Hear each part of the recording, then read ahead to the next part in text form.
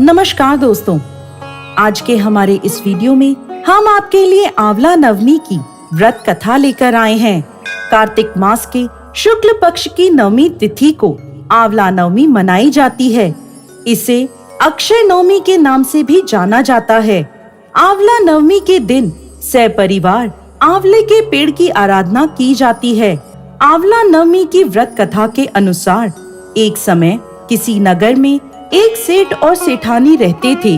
उनके 4 बेटे और 4 बहुएं थी। सेठ जी के पास इतनी धन दौलत थी कि उसका हिसाब किताब रखने के लिए कई नौकर चाकर थे, जो उस धन को तराजू में तोल कर रखते थे। सेठानी जी ने एक नियम ले रखा था। वो रोज एक सोने का आंवला दान करती और उसके बाद ही भोजन करती थी। सेठ सेठानी सुख पूर्वक अपना जीवन व्यतीत कर रहे थे।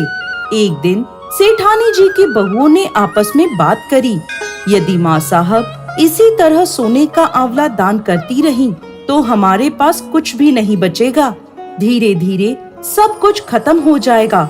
ऐसा सोचकर सभी बहुएं सेठानी जी से कहने लगी, माँ साहब, आप सोने के आंवले की जगह रोजाना एक सादा आंवला दान करने लगे। सेठानी जी ने उनकी बात मान ली और रोज एक सादा आंवला दान करने लगी। कुछ समय बाद सेठानी जी की बहुओं को उनका सादा आंवला दान करना भी अखरने लगा। उन्होंने सेठानी जी से सादा आंवला दान करने को भी मना कर दिया। यह बात सुनकर सेठ जी और सेठानी जी को बहुत दुख हुआ।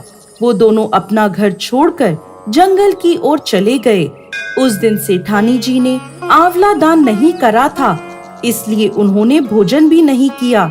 जंगल में चलते चलते रात हो गई तो वह दोनों एक घने पेड़ के नीचे सो गए। जब वो दोनों सुबह उठे तो उन्होंने देखा कि जहाँ वो सोए हैं वहाँ एक सोने का आंवले का पेड़ आ गया है। सेठानी जी उस पेड़ से एक आंवला तोड़कर दान करती हैं और भोजन कर लेती हैं। वहीं पास में वो दोनों अपना घर बनाकर रहने लगते हैं। धीरे धीरे सेठ जी का व्यापार बढ़ने लगता है और देखते ही देखते वो दोनों फिर से धनवान हो जाते हैं।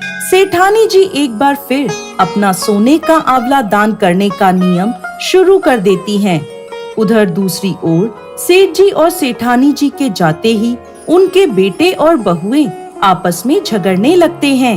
व्यापार में घाटा होने लगता है और देखते ही देखते सारी पूंजी खत्म हो जाती है।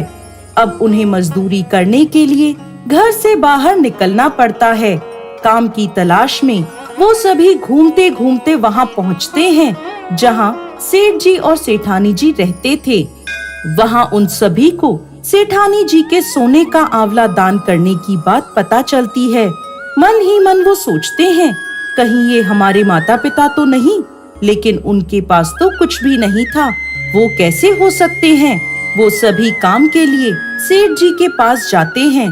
सेठ जी को देखते ही वो सभी उनके पैर पकड़ लेते हैं और उनसे माफी मांगने लगते हैं। पिताजी, हमें माफ कर दीजिए, हम पैसे के लालच में अंधे हो गए थे। हमने आपको घर से जाने दिया, जबकि उस घर में सब कुछ आपकी ही किस्मत का था। सेठ जी और सेठानी जी ने अपने सभी बेटों को माफ कर दिया और वो अपने पूरे परिवार के साथ सुख पूर्वक रहने लगे। दोस्तों, ऐसा भी कहा जाता है कि आंवला नवमी के दिन भगवान श्री कृष्ण गोकुल की गलियां छोड़कर मथुरा गए थे। मान्यताओं अनुसार आंवला नवमी के दिन यदि कोई महिला आंवले के पेड़ की पूजा कर उसके नीचे बैठकर भोजन ग्रहण करती है तो भगवान विष्णु और भोलेनाथ उसकी सभी मनोकामनाएं पूर्ण करते हैं। इस दिन महिलाएं संतान की दीर्घ आयु तथा अच्छे स्वास्थ्य को लेकर कामना करती हैं। जय श्री हरि विष्णु।